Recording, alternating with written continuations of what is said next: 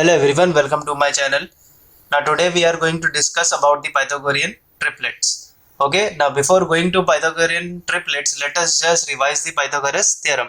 Now as you know that Pythagoras theorem is only applicable in a right angle triangle. Okay, so it says that in a right angle triangle, the square of the hypotenuse is equal to the sum of the squares of remaining two sides. Okay, so here we have a right angle triangle, that is triangle ABC, having a right angle at B. So according to the Pythagoras theorem, you know that this is the hypotenuse, okay, because this side is opposite to the right angle, right? So here according to the Pythagoras theorem, we can write that the square of the hypotenuse, that is AC square, is equal to the sum of the square of other two sides. So other two sides are AB and BC. So AB square plus BC square. Okay. Now AC square having a length of R. So I'll substitute the value of AC here. Then length of AB is here P. So it is P square. Length of BC is Q. So here it will be Q square. So we got R square is equal to P square plus Q square. Correct? Okay, now as you know that in a right angle triangle we have three sides. So here among all the three sides, hypotenuse is the biggest side, right? So we can write AC is a biggest side. Now as you know that AC is a biggest side, that means the value of R will be higher. Okay, value of R will also be higher as compared to P and Q, right? So here if you consider, let us consider natural numbers. Okay, now here we have three numbers, that is P, Q and R, right? Now let us consider a set of natural numbers. Now what is a natural number? Natural number is a positive integer. Okay, so if you consider a natural number, I say that you have three numbers P, Q and R. So let us call it as a triplet. Triplet means a group of three numbers. Okay, so I'll write that in a triplet of natural numbers, the square, if the square of largest number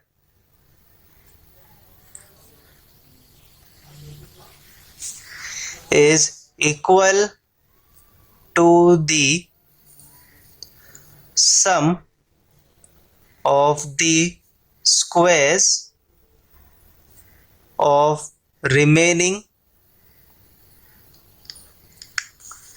two numbers, then the triplet,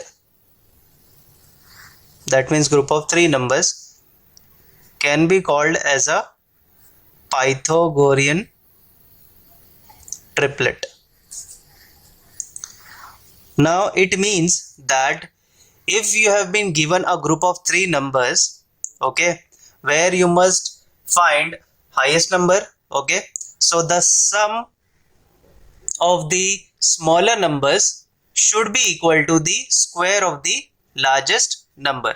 Okay, so a group of three numbers, that means a triplet, can be called as a Pythagorean triplet when the square of two smaller numbers, okay, or the sum of the square of two smaller number will be equal to the square of the largest number. Okay, now for example I'll explain you. Consider you have a triplet of 3, 4 and 5. Okay, now you know that 5 is the biggest number here. Okay, so I'll write 5 square is nothing but 25, right? But the other two numbers are the smaller numbers as compared to 5. So I'll take the square and sum. So I have taken the square and sum of the two numbers, that means 3 square and 4 square. Okay, now here 3 square is nothing but 9 and this is nothing but 16, which will give you 25, right? So here 3, 4, 5 can be called as a Pythagorean triplet. Okay, so in this way you can say that the square of the largest number is equal to the sum of the squares of the smaller number, then that triplet can be called as a Pythagorean triplet. For example, I'll give you one more: 11, 60 and 61. Okay, now this is a group of three numbers. Here if you can see, the biggest number is the 61. Biggest number is 61.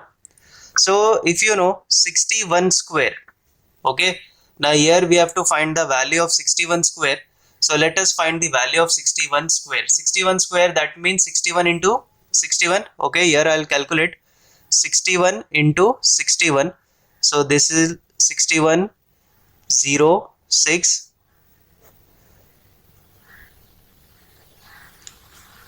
So we got 3721. So the square of 61 is nothing but 3721. Now we will calculate the sum of the square of the smaller two numbers. That means 11 square plus 60 square. 11 square is 121, 60 square is 3600. Now if you add this, you will get the value of 3721. Okay, I'll just add up here, you can see. Okay, so here you can see that whenever you get a triplet, let us calculate the square of the biggest number and then find out the value of the sum of these squares of two smaller numbers and check that both figures are equal or not. If they are coming to be equal, then that triplet can be called as a Pythagorean triplet. Okay,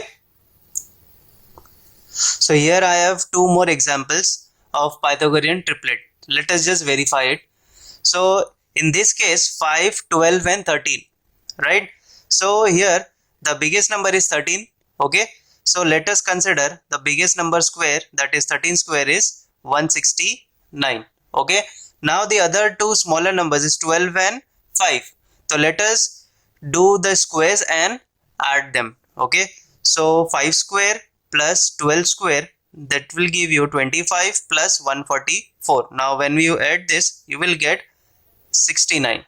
Okay, so in this way you can say that the square of the largest number is equal to the sum of the square of the smaller two numbers. Okay, so this pair can be called as a Pythagorean triplet. Okay, now here this is another example: 8, 15 and 17. Now here you can see that 17 is the biggest number as compared to other two numbers. So I'll take the square, that is 17 square, which is 289. The other two numbers are 15 and 8. So let us square and add them. Okay, so this is 64 and this is 225. Okay, now when you add 64 and 225, you get 289. Okay, which is equal to the square of the highest number.